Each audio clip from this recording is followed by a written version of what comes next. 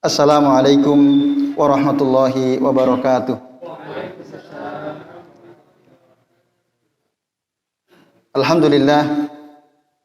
Alhamdulillahilladzi hadana li hadza wa ma kunna linahtadiya laula an hadanallah. Asyhadu an la ilaha illallah wahdahu la syarikalah wa asyhadu anna Muhammadan abduhu wa rasuluh.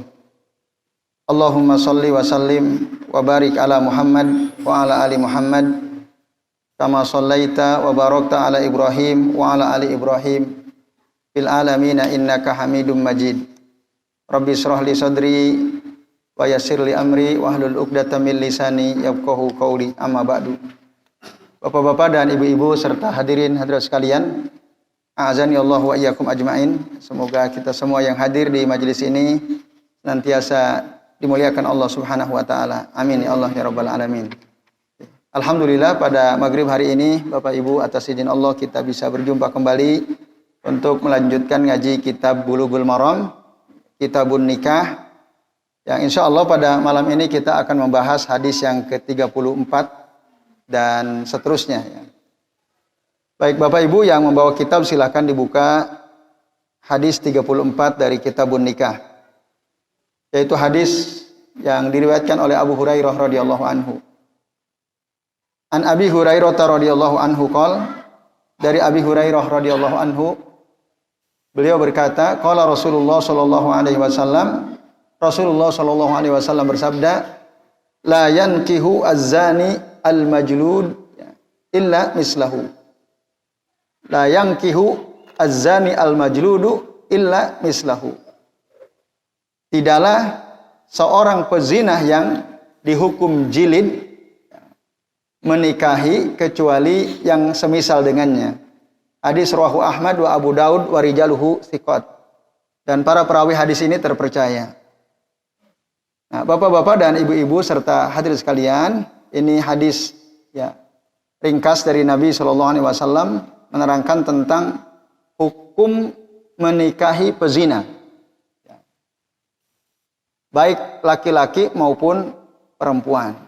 Nah, dalam hadis ini Nabi memberikan tuntunan kepada kita bahwa seorang pezina, dan hukumnya dalam Al-Quran dijelaskan, pezina itu kalau dia melakukan perzinahan dan belum menikah, jadi pemuda atau pemudi lalu mereka berzina, itu hukumnya dijilid, dicambuk mi'ata jaldah.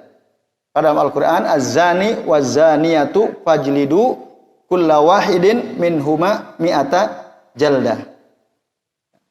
Seorang pezina laki-laki dan perempuan, maka jilidlah mereka, cambuklah mereka masing-masing sebanyak 100 kali cambukan. Nanti dalam riwayat yang lain dalam hadis Nabi ditambah istighrabuhuma sanah wahidah, dan mereka diasingkan selama 1 tahun. Diasingkan dari kampungnya gitu ya, diusir selama 1 tahun. Nah, itu yang dimaksud az-zani al-majlud ya. Pada umumnya kalau orang yang berzina itu dia dijilid, kecuali kalau dia pezina dan sudah menikah, maka itu dirajam sampai mati. Dulu sempat ada ayatnya dalam Al-Quran lalu dinasakh. Nashu dinasah. Yang dinasah apa? Yang dihapus. Nashu al-lafaz lafadznya dihapus sama Al-Quran, sudah tidak kita temukan lagi, tetapi wabaqa'u al-hukm, hukumnya tetap berlaku. Zaman Rasul ada orang yang dirajam, seorang wanita Gomidiyah. Terus Ma'iz, sahabat laki-laki berzina, itu juga dirajam oleh Rasul sallallahu alaihi wasallam. Nah, ini. Meskipun memang ayatnya dalam Al-Quran tidak ada. Umar pernah mengatakan seandainya Umar tidak khawatir dianggap nambah-nambahi, maka ada ayat yang beliau katakan, as-saykhu was-saykhatu idza zanaya farjumuhuma. Itu dulu ayatnya.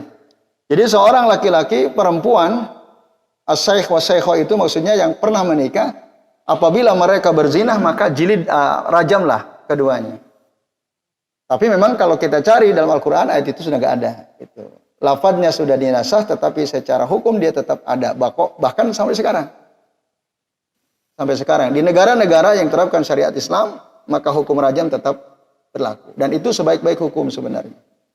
Nah, Bapak Ibu dan hadirin sekalian, nah seorang pezina itu, berdasarkan hadis ini, dia tidak layak menikahi orang baik-baik.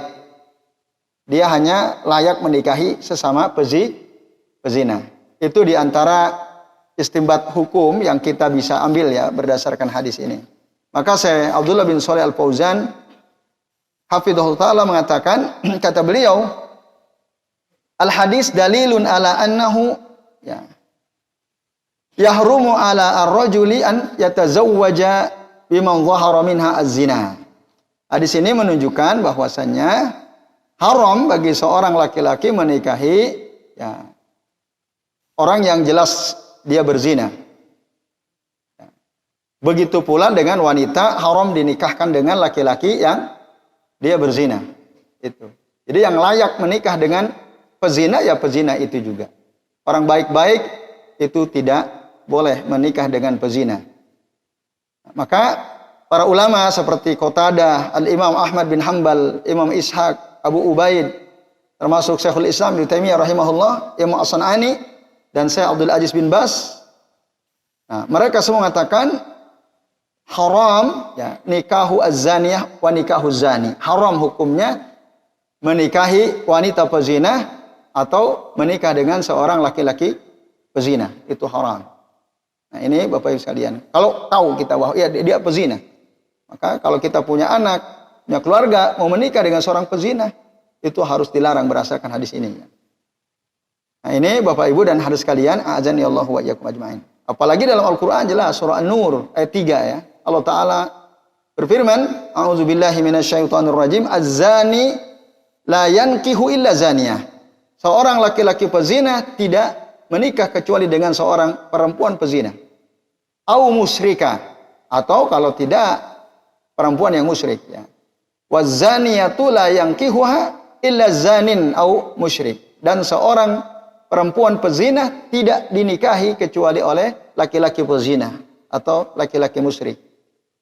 Lalu kemudian penutup ayat ini Allah Ta'ala mengatakan wa hurrima dzalika 'alal mu'minin, dan diharamkan hal itu menikah dengan pezina bagi orang-orang beriman. Itu tegas dalam surah An-Nur ya ayat 3 Bapak Ibu dan hadirin sekalian, a'azani Allahu wa iyyakum ajmain. Nah, kemudian Bapak-bapak dan ibu-ibu serta hadirin sekalian rahimani wa rahimakumullah. Lalu bagaimana jika si pezina itu taubat? Jika si pezina itu taubat. Dia betul-betul taubatan nasuha gitu ya. Lalu apakah tidak layak dia mendapatkan pasangan hidup yang baik misalnya? Sementara ada orang baik yang mau menikah dengannya. Kan gitu. Nah. Dan apakah dosa zina adalah dosa yang tidak bisa diampuni atau bisa diampuni? Bapak Ibu dan hadirin sekalian, a'azani Allah wa iyyakum ajmain. Perzinahan itu dosa besar. Ya. Bahkan mendekati saja tidak boleh. Kan dalam Al-Quran jelas. La taqrabu az-zina. Dalam hadis Rasulullah menjelaskan bagaimana hukuman orang yang berzina kelak nanti di alam barzakh, di alam kubur. Dalam hadis panjang, termasuk oleh Imam Ahmad dalam kitab Musnadnya diterangkan, seorang pezina itu kelak nanti diazab dia di alam kuburnya, di alam barzakhnya dengan cara apa? Dengan cara direbus. Di sebuah tungku yang bawahnya besar, atasnya kecil. Dan di bawahnya ada api besar. Maka para pezina itu akan dimasukkan ke dalam tungku tersebut dalam keadaan telanjang bulat. Dimasukkan direbus. Ya, mereka dalam api yang sangat panas, dalam air yang sangat panas, di bawahnya ada api. Lalu ketika direbus, matang naik dia ke atas. Atasnya kecil gitu ya. Nanti ketika dia naik ke atas akan tersambar letupan api ya, dari bawah sehingga pecah turun lagi ke bawah. Begitu seterusnya. Seorang pezina itu disiksa oleh Allah Ta'ala di alam barzah, di alam kubur. Itu baru di alam kubur.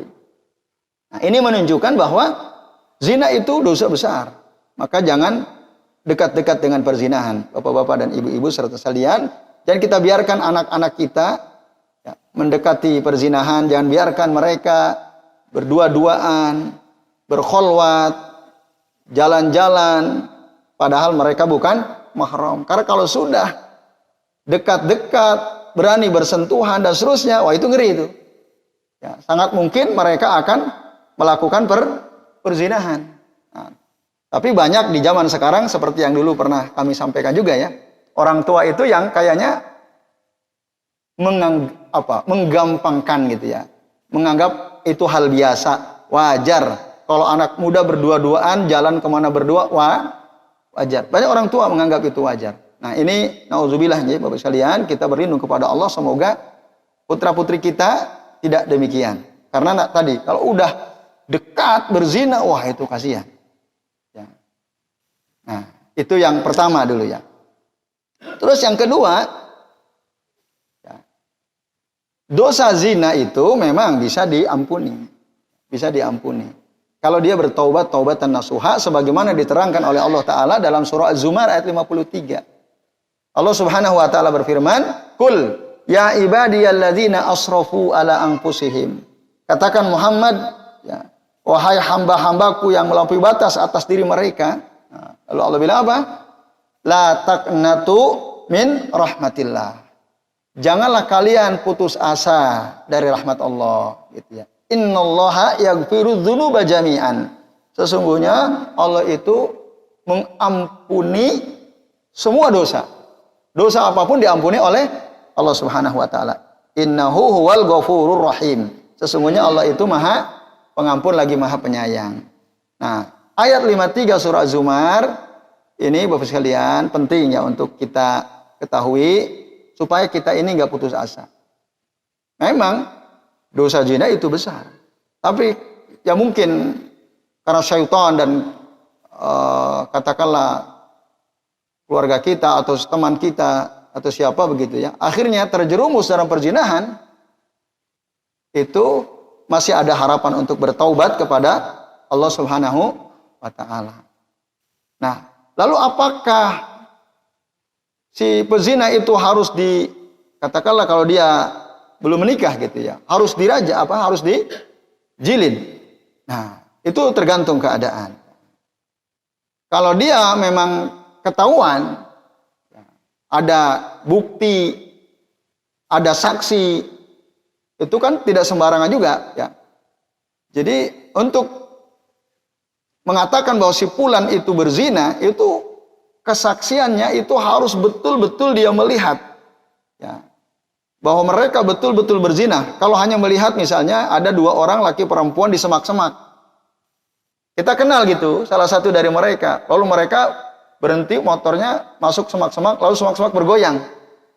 Apakah boleh kita mengatakan, oh si fulan berzina? Itu belum bisa diterima. Ya, atau ada dua orang laki-laki perempuan bukan pasangan suami istri masuk ke dalam sebuah kamar. Kita lihat mereka masuk. Itu kalau hanya lihat mereka masuk, maka kita tidak boleh, kata para ulama fikih ya, menuduh bahwa mereka berzina.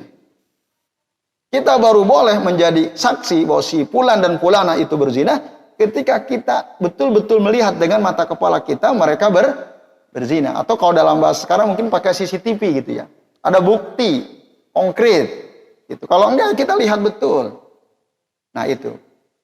Bapak Ibu dan sekalian, atau mungkin pengakuan dari dirinya itu juga bisa jadi bukti kuat. Seperti yang diakui oleh Maiz atau oleh wanita Gomidiyah tadi. Itu yang kemudian oleh Rasul dirajamnya. Tapi jika tidak, nggak ada yang tahu. Yang tahu ya cuman ya dirinya gitu ya. Atau mungkin keluarganya dia ngomong. Itu apakah supaya dosa dia diampuni dia harus dirajam dulu? Nah, sebagian ulama tidak. Ya. Yang penting dia bertaubat, taubatan nasuha. Gitu. Kalau dia merasa betul-betul ya, dia merasa bersalah dan dia memang betul melakukan perzinahan, lalu tidak ada yang tahu kecuali dirinya gitu ya. Maka bertaubatlah segera kepada Allah Subhanahu wa taala. taubatan nasuha. Nah, dan syaratnya 3 seperti yang diterangkan oleh para ulama kan. Syarat yang pertama apa? Yang pertama dia menyesali perbuatan zinahnya itu, lalu berusaha untuk tidak mengulangi perbuatan tersebut, dan yang ketiga menjauhi perbuatan atau meninggalkan perbuatan zina itu. Jadi satu apa syaratnya tadi? Menyesal, an-nadam. Nadam. Yang kedua, niat alla ya'ud untuk tidak mengulangi, dan yang ketiga al-iqla.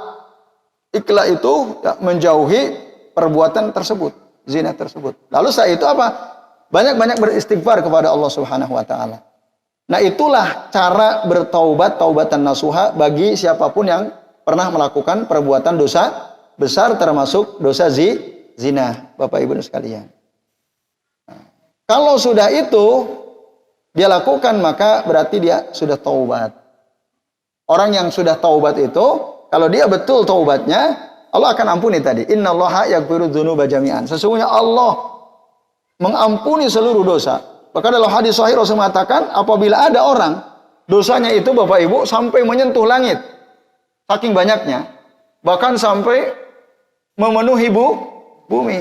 Lalu dia datang kepada Allah Ta'ala beristighfar, memohon ampun kepada Allah, wala yusriku billahi syai'an, dan tidak mensekutukan Allah, tidak berbuat syirik, mensekutukan Allah dengan apapun, maka Allah akan datangkan kepadanya bikira biha magfirah, dengan ampunan sebesar itu pula. Itu kalau dia betul-betul istighfar taubat kepada Allah Ta'ala, Allah akan ampuni seluruh dosa. Nah, ini sekalian, maka caranya itu. Walaupun nanti disebutkan ada katanya sebagian orang mengatakan taubatnya pezina itu, apakah betul-betul dia bertaubat, itu ada cara untuk mengetahuinya. Tadi sebagian ulama mengatakan itu dia, syaratnya 3. Nah, kalau sudah taubat, dan tadi Allah janjikan, sebagian sebutkan dalam hadis qudsi itu akan Allah berikan ampunan sebanyak itu pula, sebanyak dosa yang dia lakukan. Itu sudah selesai. Nah, tapi sebagian lagi berpendapat bi anna taubata az-zani au az-zaniyah, apa caranya? Dia digoda untuk diajak berzina. Itu cara untuk mengetahui apakah dia betul-betul taubat dari perzinahan atau tidak. Nah, jadi kalau ada orang ingin tahu ini orang taubat apa belum gitu ya, dari dosa zinahnya, digoda gitu ya. Anturawida ala nafsiha fa in abad faqad tabat. Dia seorang wanita digoda, yuk berzina yuk gitu.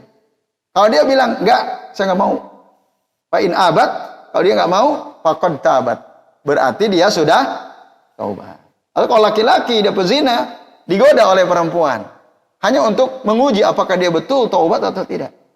Kalau dia diajak oleh si perempuan untuk berzina, dan lalu si laki-laki itu menolak, tidak, maka berarti itu tanda dia taubat. Tapi kalau dia menyetujui gitu ya, oke, siap. Nah, berarti ini bohong, dia belum bertaubat sekalian. Tetapi bahwa qaulun dhaif, ini adalah perkataan dhaif, lemah. Tidak harus seperti itu. Ya. Nah, lalu pertanyaannya, bolehkah kemudian orang yang pernah berzina lalu dia bertaubat, lalu dinikahi, gitu, Bapak sekalian?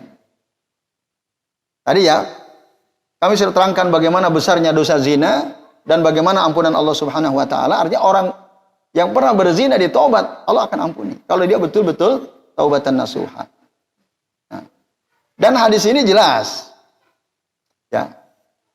Hadis ini adalah peringatan keras bagi setiap mukmin, jangan sampai mendekati zina.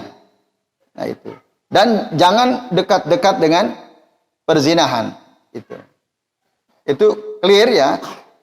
Ini di antara tujuan penting dari apa yang dikatakan oleh Nabi dalam hadis ini. Pokok bahaya zina itu berbahaya. Tapi apakah kemudian boleh kalau dia si pezina itu bertaubat dinikahi? Bapak Ibu, dalam hal ini ya sebagian ulama mengatakan tidak boleh. Tapi sebagian lain bahkan dikatakan sin jumhur, zahabal jumhur min ahli ilm, mayoritas para ulama, minhum Abu Hanifah wa Syafi'i, dan di antara Imam Syafi'i ya, ila jawazi nikahi zani wa zaniyah. Boleh menikahi laki-laki pezina atau wanita pezina kalau sudah taubat. Wa ajazahu Malik ma'al karohah, dan Imam Malik membolehkan juga meskipun beliau memakruhkan. Nah, ini Bapak Ibu dan hadirin sekalian, a'azanillahu wa iyyakum ajmain. Jadi ada yang membolehkan kalau memang dia betul-betul sudah taubat.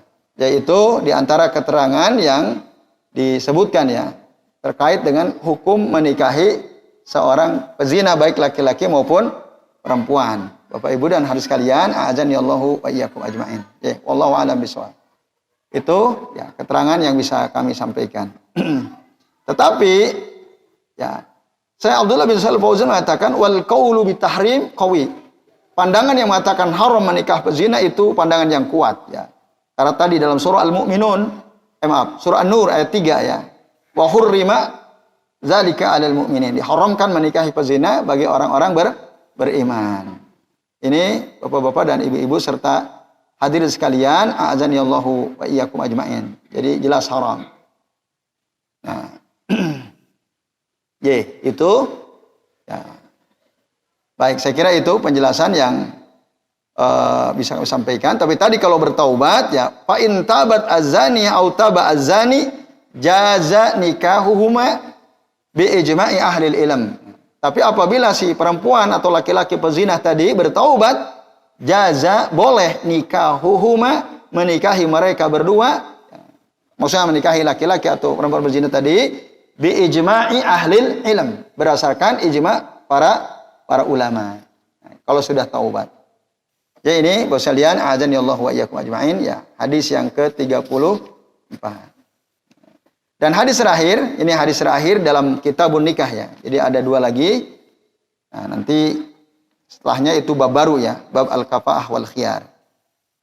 Baik, hadis terakhir Bapak Ibu adalah hadis dari Aisyah radhiyallahu anha. Aisyah mengatakan, "Talaqa rajulun imra'atahu salasan."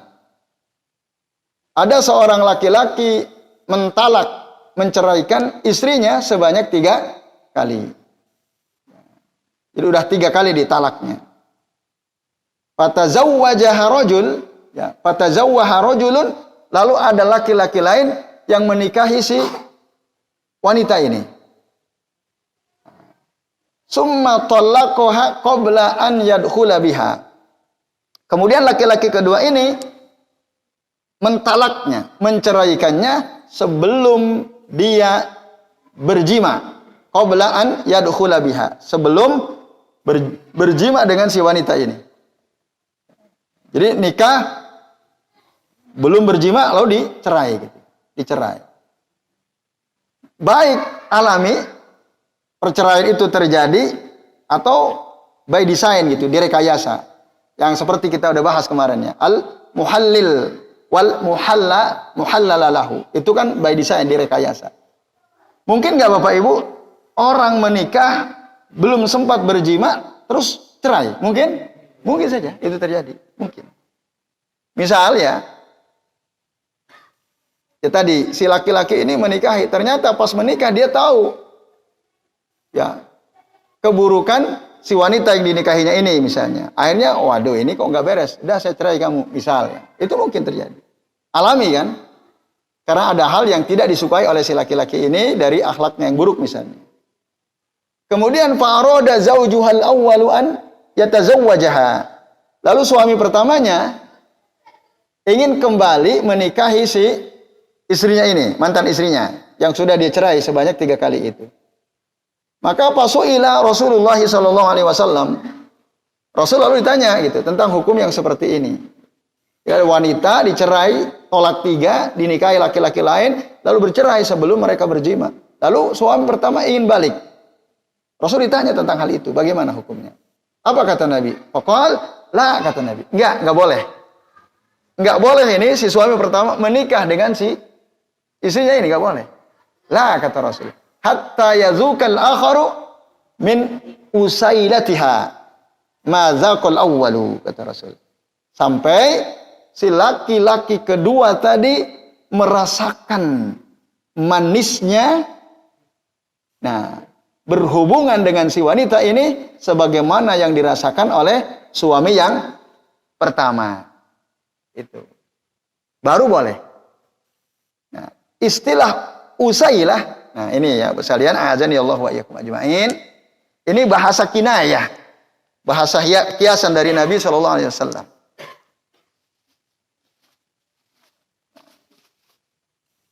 Usailah itu ya, dari kata asal, usailatun. Kalimat asalnya asal. Asalun itu madu. Usailah itu sigoh tasgir ya. Sigoh tasgir dari kata asal, usail. Dan ini menunjukkan at-ta'nis mu'annas ya, usailah. Jadi asalnya madu. Madu itu rasanya apa? Hulwun ya. Manis. Ada madu pahit tapi sekarang ya. Ada. Tapi yang dimaksud di sini usailah madu manis Pak ya. Walaupun sekarang kita dapat ada namanya madu pahit. Tapi maksudnya usailah madu manis ya. Nah, ini sigoh tasgir dari kata asalah. Sigoh tasgir itu dalam bahasa Arab itu hebatnya sekalian ya. Di antara fadilatu al-lughatil arabiyyah ya. Keutamaan bahasa Arab itu kalimat bisa dibuat maknanya menjadi bermakna kecil ya. Itu namanya sighatut tasghir. Walaupun nanti tujuannya beda-beda. Ada li tahqir, ada li tahqir atau li tarhim ya bisa. Contoh gini. Jundun itu apa? Tentara.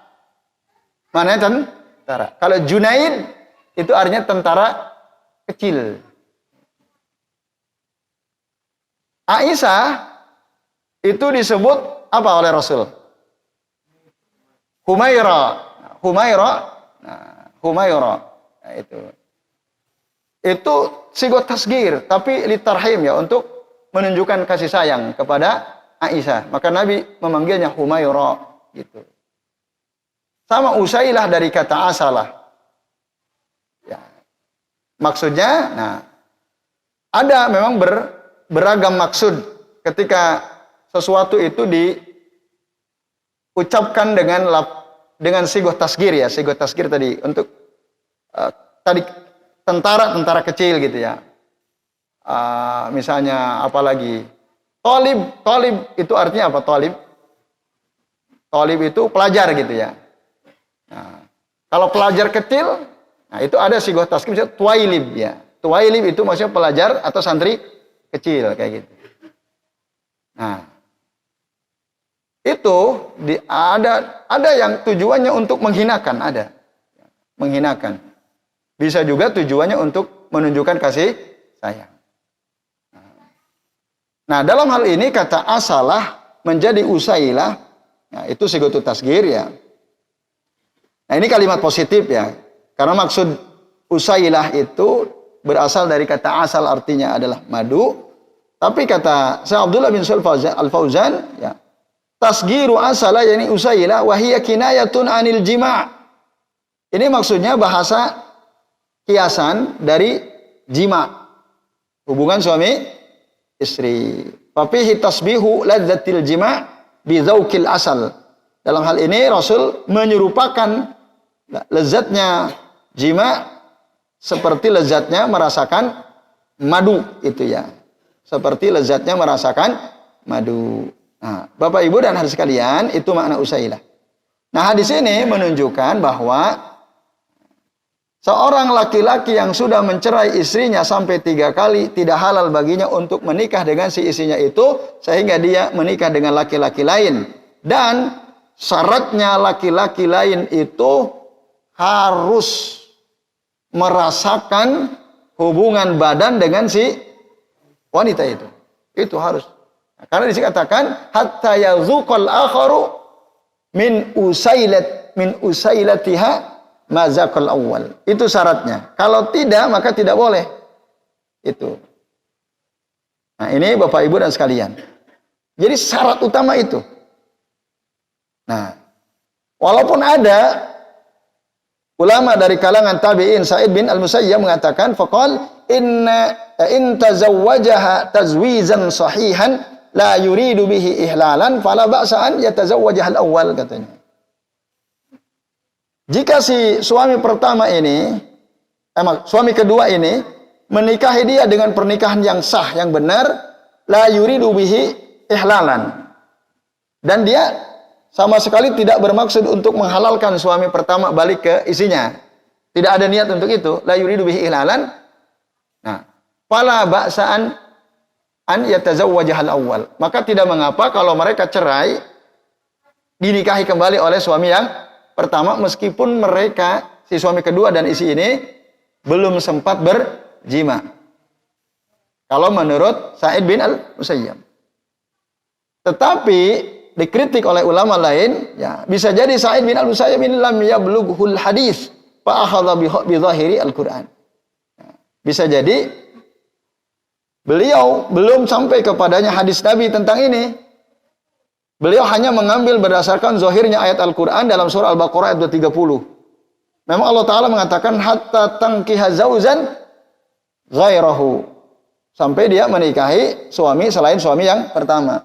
Kalau sudah menikah boleh. Nah, secara zahir ayat ini menunjukkan yang penting nikah gitu. Soal apakah mereka berhubungan atau belum, nah itu nggak masalah gitu. Nah, itu zahir ayat yang dipahami oleh Sa'id bin Al-Musayyab. Tetapi para ulama tadi mengkritik beliau, bahkan Imam Al-Jassas, beliau punya kitab ya, Tafsir Ayatul Ahkam, beliau mengatakan walam na'lam ahadan taba'ahu alaihi fahuwa sad. Kita tidak tahu ada seorang pun yang mengikuti pendapat Sa'id bin Musayyab ini. Dan ini adalah pendapat yang sadzun, janggal ya. Ini sekalian, jadi kalau hanya sekedar akad nikah tetap tidak boleh karena Nabi mengatakan hatta yazuqa ya al-akharu min usailatiha mazaqal al-awwal. Nah, ini Bapak Ibu dan hadirin sekalian, a'adzani Allah wa iyyakum ajma'in. Itu. Jadi harus merasakan dulu, kalau tidak maka tidak boleh. Nah, Bapak Ibu dan sekalian, nah kemudian penjelasan lainnya sekalian. Kemudian syarat yang ketiga, ya, syarat ketiga tentu yang syarat lainnya nikahnya harus benar gitu ya. Harus ada wali, harus ada saksi, harus ada mahar, pernikahan kedua tadi. Itu semua sepakat para ulama. Karena yang dimaksud hatta tankiha zauzan ghairahu itu ya, nikah yang benar gitu. Dan pernikahan yang tidak diniati sekedar untuk menghalalkan. Itu kalau ada niat itu enggak sah. Nikah itu enggak sah. Walaupun dibayar gitu ya. Yang seperti yang kita ceritakan kemarin itu tidak sah.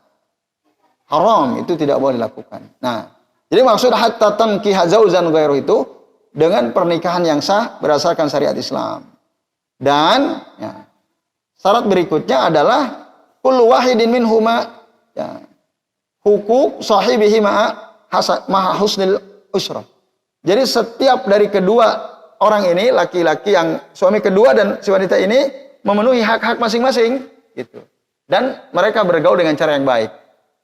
Nah, ini Bapak sekalian, itu harus terjadi gitu ya. Nah, itu syarat berikutnya, sehingga si wanita itu nanti kalau cerai lagi dengan si laki-laki kedua, baru dia boleh menikah dengan suami pertama. Kemudian yang terakhir, para ulama berbeda pendapat dalam memaknai kata usailah ini. Ikhtalafal ulama fil murad bi al-usailah fil hadis. Dalam hadis ini fi qaul ala qaulain ya, ada dua pendapat.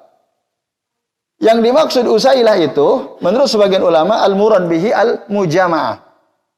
Al-mujama'ah. Ya, maksudnya adalah berhubungan badan.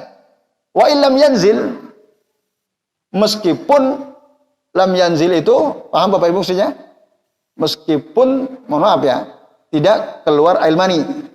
Mereka berhubungan badan, tidak sempat keluar air mani misalnya, yang penting sesuatu masuk ke dalam sesuatu, gitu ya.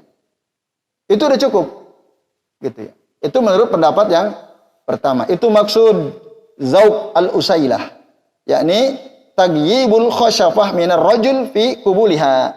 Maksudnya memasukkan yang laki-laki kepada yang perempuan ya. Itu udah masuk.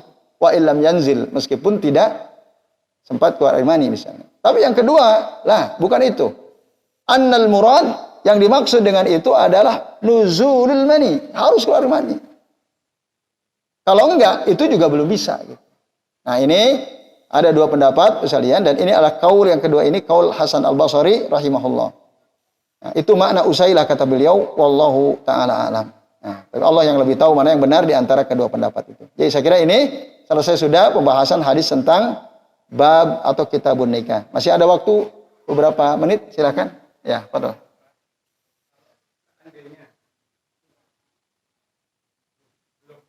Nah.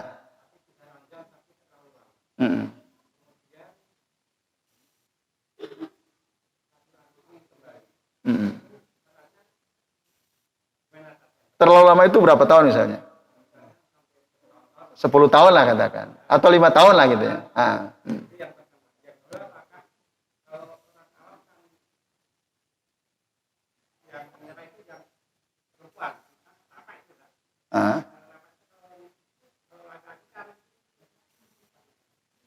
Mentalak.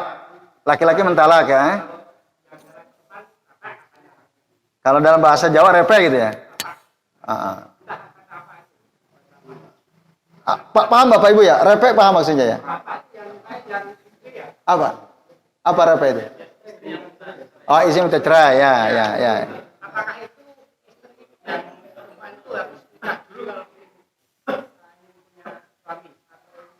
Kembali ke suami. Oh, yang minta cerai perempuannya. Ya.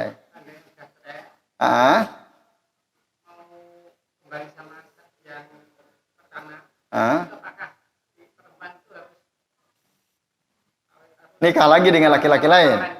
Iya. Ya, baik Bapak Ibu dan sekalian, itu Pak Juandi ya. Baik, terima kasih. Yang pertama, pisah ranjang, tapi belum ada kata cerai ya. Belum ada kata cerai. Ya, tapi bertahun-tahun ya. Baik dari si laki-laki maupun dari si perempuan belum pernah terucap kata cerai. Tapi karena mungkin ada masalah, akhirnya mereka pisah ranjang, bahkan mungkin pisah rumah begitu ya. Nah, sampai bertahun-tahun. Terus ingin balik. Apakah mereka harus nikah lagi? Nah, Bapak Ibu dan hadirin sekalian, selama kata cerai itu belum terucapkan oleh si suami, juga si istri tidak menggugat cerai, atau dalam bahasa Arab disebut khulu namanya. Khulu, repa itu. Yang minta lepas adalah si istri karena keburukan suaminya. Itu boleh. Khulu boleh. Zaman Rasul pernah beberapa kali terjadi gitu. Wanita minta cerai dari suaminya. Bahkan salah satu istrinya Rasulullah, Zainab bintu Jahaz kalau nggak salah. Dinikahkan oleh Nabi dengan Zaid bin Al-Harisah kalau tidak salah ya. Lalu Zainab nggak suka sama suaminya. Akhirnya minta cerai dan bercerai ya. Maka selama itu tidak terucap oleh si laki-laki atau si istri, kalau mereka kembali tidak perlu pernikahan. Tidak perlu ada pernikahan. Karena kan belum terucap, belum ada ucapan. Apalagi kalau suami memperhatikan biaya pendidikan anaknya dan seterusnya, itu ya, balik ya, tinggal balik aja. Tidak masalah. Ya. Tidak harus nikah lagi. Nah, kecuali kalau sudah terucap kata nikah, lalu 5 bulan kata cerai, 5 tahun nggak balik-balik, pisah rumah, pisah ranjang. Udah terucap kata cerai, tapi belum nikah, udah cerai, mereka belum nikah nih, si laki-laki dan si perempuan. Udah 5 tahun, masing-masing belum ada nikah, ingin balik. Udah cerai, ingin balik selama 5 tahun, itu harus nikah lagi. Harus nikah lagi karena sudah melampaui batas masa iddah. Masa iddahnya kan 3 kali suci, salah satu quru kalau cerai hidup ya. Mereka kalau udah pernah terucap kata talak cerai meskipun udah disahkan apa belum ya oleh apa namanya? KUA ya kalau di kita ya. Walaupun itu belum dapat surat itu, kalau udah terucap oleh suaminya saya cerai kamu, udah cerai itu. 5 tahun ternyata dimediasi oleh keluarganya. Udahlah, ngapain sih cerai, balik aja lagi. Kesian anak-anak. Ya udah deh, balik lagi. Di samping itu karena memang masih ada rasa sayang gitu ya. Nah, itu harus nikah lagi. Karena sudah melampaui masa iddah. Kalau sudah terucap, iya dong. Kembali lagi seperti awal. Tidak harus. Karena kan baru 1 kali kan. Kecuali kalau sudah 3 kali. Cerainya itu sudah 3 kali. Baru 1 kali nggak perlu. Yaitu Pak Juwandi. Yang terakhir. La khulu. Bagaimana kalau khulu? Wanita yang minta cerai. Suatu kali si lakinya ingin balik. Udahlah kita balik aja. Oke tapi ada syaratnya. Kamu dulu kan nggak pernah sholat. Harus rajin sholat jamaah misalnya. Misalnya kan gitu. Boleh nggak? Boleh. Saya ingin suami saya soleh gitu. Aku siap menerima kamu, tapi syaratnya ini. Suaminya nyanggupi, siap. Saya soleh siap. Apakah harus nikah lagi dengan laki-laki ini? Tidak. Karena kan baru 1 kali. Kecuali habis itu hulu lagi. Kembali lagi, hulu lagi. Baru kalau sudah 3 kali cerai, itu harus nikah lagi dengan laki-laki lain. Sama, jadi sama. Jadi itu yang kami ketahui. Allah a'lam bishawab. Jadi itu Pak Jani. Baik Bapak Ibu, mohon maaf ya karena waktunya yang sudah habis, sudah waktu Isya, kita cukupkan sampai di sini. Insya Allah nanti bab berikutnya kita akan membahas tentang bab al-kafa'ah wal khiyar ya. Kafa'ah itu satu kupu ya, dan pilihan dalam pernikahan tentu saja. Baik, mari kita akhiri kajian kita pada malam hari ini dengan baca doa kafaratul majlis. Subhanakallahumma wa bihamdika asyhadu an la ilaha illa anta astaghfiruka wa atubu ilaik. Mohon maaf bila ada kesalahan. Wassallallahu ala Muhammadin wa ala alihi wa sahbihi wa baraka wa sallama alaihim ajmain. Billahi taufiq wal hidayah. Wassalamualaikum warahmatullahi wabarakatuh.